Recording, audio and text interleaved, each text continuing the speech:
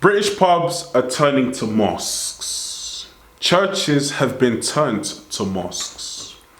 The NHS are encouraging staff that they must fast, they must embrace their Muslim colleagues' religion of Islam. We see that many areas in the United Kingdom in one swoop have become predominantly Muslim majority. We see that mosques are opening everywhere, not just after the pubs and the churches, etc. They are going after the identity of Britain. This is a proclamation from Muslims to say that Islam has conquered the United Kingdom.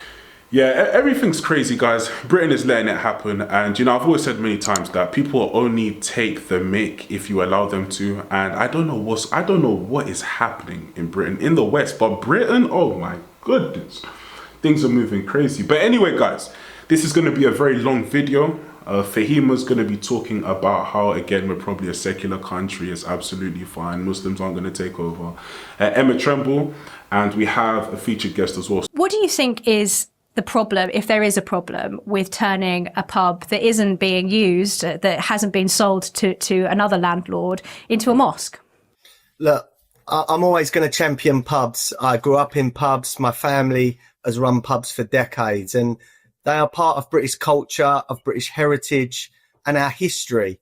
You know, many things have been planned and come to fruition from being in pubs. They are, you know, they are popular with the working class, and over the last decades, if not centuries, this country has sort of been built and stabilised by the working class that like to go to a pub and unwind after hard work, you know, and get away from the stresses of life. And we are losing so many pubs each week. At the moment, I believe it's about 50 or 60 a week we are losing.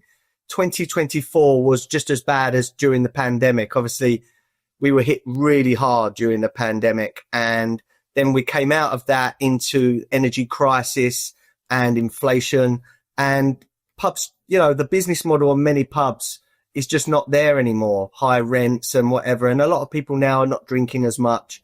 So it scares me that we are losing our identity as a country. And I believe, apart from sort of Ireland, there are no countries in the world that have cherished pubs like we do. They have nothing like it. And I think we need to protect it. And then you get the argument as well from them being mosques. Look, I respect everyone's religion and everyone's right to believe in what they want. And I would never, ever want to offend anyone with their religion. I would say the same about Catholics, Christians. And I'm an atheist. I'm not religious. So the thought that it would then become a religion that is a minority group in this country, it's sort of even more you're taking away from British culture as well.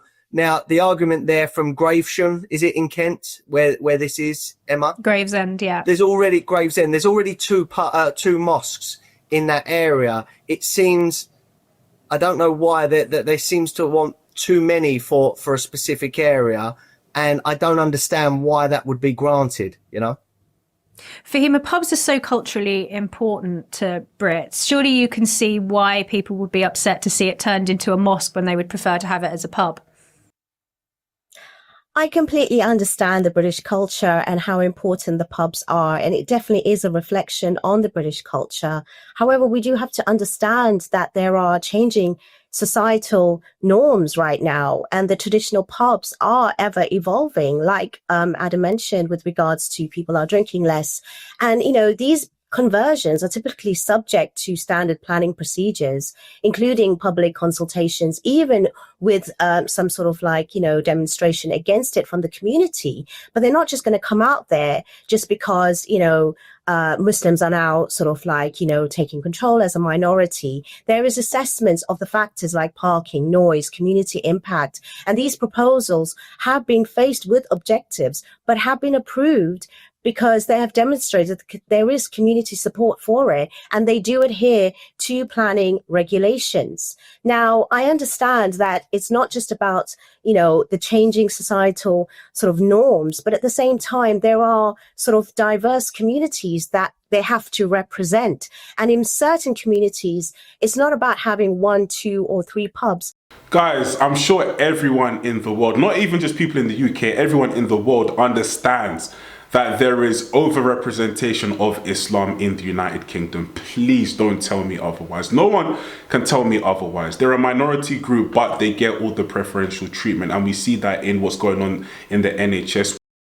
At the end, or mosques, for example, is because these communities practice, they actually fill up those spaces and they require more. So it's just really a reflection on the community itself. Now, would there be still an outrage and an uproar if it was that same building that's going to be turned into a temple or a synagogue? We need to answer that. Or even, some sort of like commercial, other sort of like, buildings. So again, I'd like to sort of understand, why is there such an outrage when it comes to it being a mosque? And even though the mosques give a high percentage from their sort of like places of worship to the community with regards to charity and being part of community, if you enter any mosques, outside being of that faith, they do contribute a lot to the actual community that they are surrounded with as well. We're just not looking at those kind of like, things that will happen to benefit their actual surroundings as well. But Adam, the people in this area, so just with the example of this other pub in Leicester, there were 870 objections. 2,500 people signed a petition saying that they didn't want the pub to be turned into a mosque. It was significantly higher than the number of people who were actually in support of this planning permission going ahead. It looks as if the council is actually just not listening to the local people. So do you think that actually pubs should have some protected status, that they should have some kind of extra support? So, because they are public houses after all, they are providing almost a public service to their local communities. So even if maybe there are certain difficulties financially, especially, post lockdown, that kind of thing, do you think that there should be some kind of special status, also because there's such historical landmarks? Well, there's certain things, I believe they're called community orders, which are stopping a lot of pubs becoming developments in certain areas. So if enough of the local community want to protect it, they can do. But again, going back to your point, if it was to become a synagogue, I would still be disappointed. I would still be sort of fighting back against this. At the end of the day, we are losing too many pubs. And again, I'm not religious, but we are a traditionally Christian country, and we have to sort of remain with our identity as well. Now, we can't just keep putting mosques in every other street. It sends the wrong message to the majority of this country, in my opinion. As I say, I respect everyone's religion. But if you go to countries like maybe Saudi Arabia, there is no churches at all. They will not allow one. If you go to places like the United Arab Emirates, there is a handful of churches. They keep it to a specific number. They don't allow it to keep growing and growing. And I think we do need to protect our national identity. We are British. We are majority Christian as well. And I do see that you're saying that the mosques get filled up. But again, we have things like, is it a call to prayer at like 4:30 in the morning sometimes? A lot of pubs are around houses. Now, I can see a lot of disruption possibly coming if there are crowds of people wanting to go and pray at 4:30 in the morning. You wouldn't allow a pub to stay open till 4:30 or open at 4:30 for that reason. So, look, again, I respect religion, but I don't think any religion should have the right to disrupt people in their homes or in surrounding areas.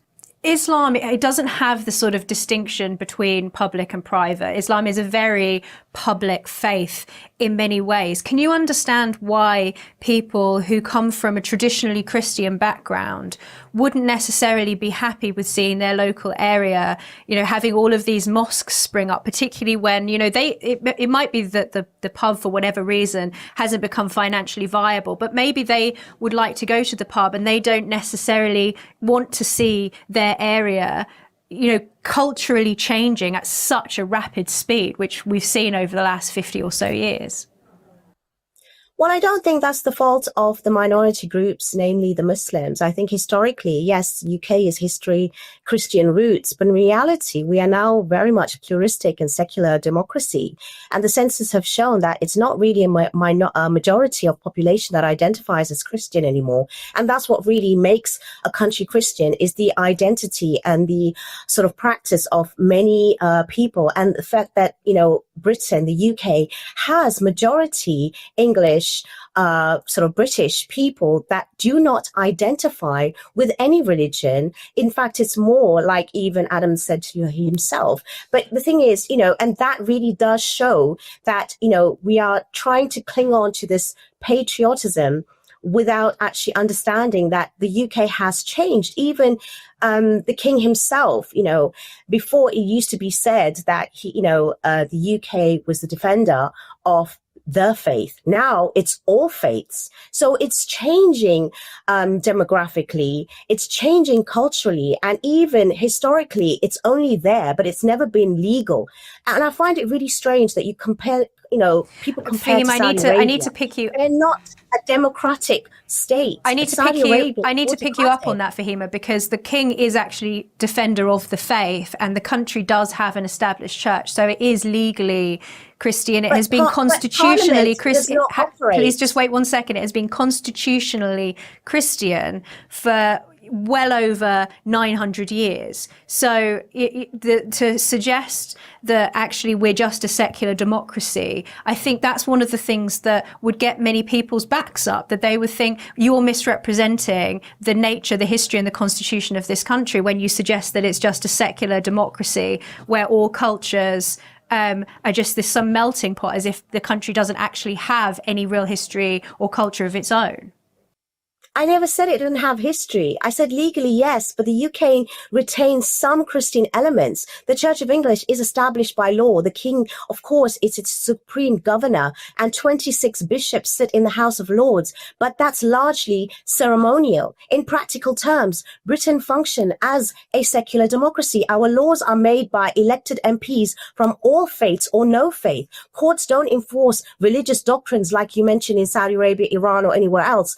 It is the Equality Act of 2010 that protects all religions equally. There is none above, not even the Christian faith. So when there is uproar, That's not technically true, because we've seen many times Christian preachers getting moved, getting pushed, shoved, arrested, etc. for just spreading the gospel. And we've seen none of that when it comes to Islam. So don't try and say under the Equality Act.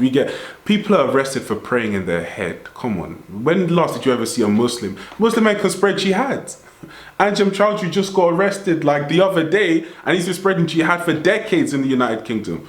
And then we have Christian preachers on the sidewalk just talking about Jesus and the love Jesus has for people. And yeah, police are like, you can't do that, mate. Sorry, you need to keep moving. So not everyone's protected under the Equality Act. Be honest. I don't understand that, because it's just in line with the actual law itself and the census that shows that there's less than 50% of people now that do actually identify as Christians. I wish there was more. I prefer it to be an actual faith-based. When I speak, it's not because I'm trying to enforce any one religion, especially my own. I'm a single mom, and my own 2 kids went to a Church of England school, but they didn't practice. It's more ceremonial. It is not law for any school to even now. It's changed where I grew up here from South Africa, coming here at secondary school, listening to the daily prayer in assembly. Now that's even taken away in most secular, normal schools, public schools. So it has changed, and it shouldn't be an uproar if even when there was the outrage when schools decided to take away certain worships, because it's just in line with the way in which the legal system is, and it's protected that way. So we're not denying that there isn't a Christian country, but in practice it really isn't. It's unfortunate. It's just a normal economics. When there's demand, there's a supply, right? So there is no demand for it as much, unfortunately, and that's why it's diminishing. It's not like as if to say that we want it to go that way. It's just systematically going that way, unfortunately. I would agree with you that I would like to see Christian prayers brought back in school. But Adam, even if it is less than 50%, even if Christianity is on the decline, although we've recently seen some statistics that suggest otherwise, that actually the faith might be growing, not just Anglicanism, but particularly Catholicism and Pentecostalism, even still, it is the majority faith in this country. There are still many, many more Christians than there are Muslims or any other faith. And even though you yourself would identify as an atheist, presumably, I would assume that you would still see yourself as being culturally Christian, that many of the values, many of the morals, the ethics, and just the way that you live your life is sort of infused with a Christianity. Do you think that many people who, like you, whether they're practicing Christians or not, will look at the way that the country has changed so rapidly, and they see churches and pubs becoming mosques, and they feel as if they didn't really consent to this level of change in their local areas, and feel that they actually are powerless to do anything about it because the councils just don't really seem to care? Look, we did not give our governments, the last two governments, we did not give them the permission just to open the floodgates to anyone from around the world to come here. And we're seeing with these dinghies and on the back of the lorries, the majority of people that are coming across are from Muslim countries. Now, we are getting tens of thousands of new people every year, and then their families will end up coming. The demographic of some local towns and cities is changing rapidly, and the fear of many people I speak to out in the community, customers or wherever, is that in a few years, we are going to be unrecognizable here. And many of the people are coming across from Muslim countries that practice more of a hard line of Islam as well. So that the worry out there is that things will be forced upon us or things will be taken away from us in this country. And recently we've seen the case where the guy burned the Quran, and we're having a discussion about blasphemy laws. Now, I was reading last night, there was some exchanges with some Muslim MPs and different MPs. At the end of the day, people should be free to speak or offend for any religion. And again, I will say that, I'm not religious. You should have the right to do that. And it's scaring people that there seems to be a two-tier policing or a two-tier justice here. People are scared maybe to go against maybe Muslims or Islam in case there is an uproar in this country. And that is the feeling out there. There's a fear. Even things like halal food. If you go to buy chicken now, most of chicken in this country is halal, yet the majority of people in this country are not Muslim. So people are seeing a creep, and it does worry. And if you're not religious as well, that can be a worry too. Yeah, Fahima, Adam's referring to, I don't know if you've seen it, this tweet from one of the independent Muslim MPs, and maybe we can pop that up on the screen for everyone to see this debate that was going on between this MP and Rupert Lowe. Presumably, Fahima, you would recognise that if a group of people were to go to another country and rapidly change the culture of that country, that if it wasn't Britain or if it wasn't a Western nation, most people would see that as being a problem and would see the concerns of local people as being quite reasonable. Do you think that people in this country, non-Muslims, should be held to the standards of the religious sensitivities of other religious groups, particularly of Islam, which seems to be particularly sensitive over things like, burning the Quran or criticizing the Prophet Muhammad? We've seen this MP now basically saying that people shouldn't have the freedom of speech to criticize Islam. I think we have to be really careful with terminology here. At the end of the day, there is freedom of expression and speech, but of course there is a grey line and always consequences where it does go beyond where it comes to incitement, and that's when the law steps in to say that maybe it's hate and incitement, and that is against any sort of British law and even Christianity. And when we talk about immigration, that is so anti-Christian, which lots of popes as well as the Christian sort of priests have mentioned that they actually go against the actual political sort of rhetoric right now against that, because that's so anti-Christian to be not hospitable and not actually being sort of like caring towards it. And when you talk about Muslims, they are here, a majority of us in our sort of like, hundreds of thousands alone in London that actually do conform with the law of the land. We do have a different way of seeing our faith. I myself, not from the Pakistani background, they're completely different culture to myself and what I practice. You will find difference in Arabs, in Indonesians, in Africans, in, Pakistanis from the South Asian background. So, we can't just put everyone under one sort of brush and stroke, even though we do see there is a majority of Pakistanis that are and from the South Asian background in the UK, but they don't represent everyone. And even amongst them in the community itself, they do not go against the law of the land, because that is against my faith to begin with, to be against the law of the land that we reside in. Yes, if you go to another country and they are actually imposing their own other sort of faiths compared to the ones that's there, but then their laws are in parliament with regards to it being part of, conformity. That's the thing. We're not like that here. It is about the diversity, even if you don't like that diversity being of one sort of faith that is more practicing than another, or it's shown to be. Or I feel that the Jews practice just as much, or, with their kosher food, with their councils, and so similar to the Muslims. It's just that it's only being highlighted when they are Muslims that are practicing and doing the same things, but it's just the fact that it's always been highlighted and a spotlight on that particular minority, when actually all of that is exactly the same, if not more, in other faiths as well. So we also need to address that. We're not here to take over, have Sharia law or anything like that. We don't have even the numbers. And even if we did, that's not part of the Islamic faith. Well, Fahima, that might be true of your beliefs, but there are certainly people who do want to see Britain become an Islamic country. With the law of the land. And I don't think that will ever happen. Blasphemy laws or any sort of Muslim trying to take over. You say that, Fahima. You say that, Fahima, but Adam, I mean, we've seen, haven't we, in Parliament, there have been MPs who have been, one MP explicitly calling for the return of blasphemy laws. And it's one thing to say this, but the reality is that actually... Well, they actually said they want to call blasphemy laws back. No, they're in line with either public order